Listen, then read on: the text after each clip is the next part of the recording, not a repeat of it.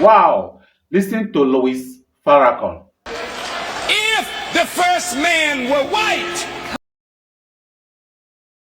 Tell the them yellow man couldn't even get here. why? Because two white people cannot produce anything other than what they are. Preach it. Preach it.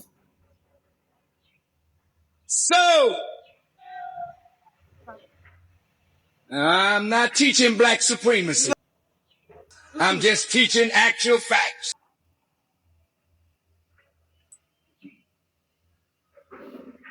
White people, listen to me good now.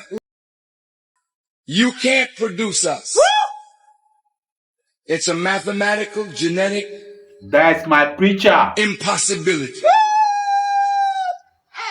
So if you were the first, we couldn't have got here. Wow. So,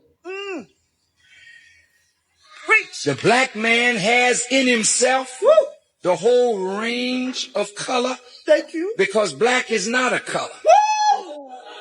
It is the essence from which all color comes.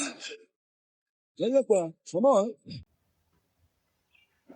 You heard it from Farrakhan himself. For your own opinion, drop it below. Oku-Ta-Kpo TV.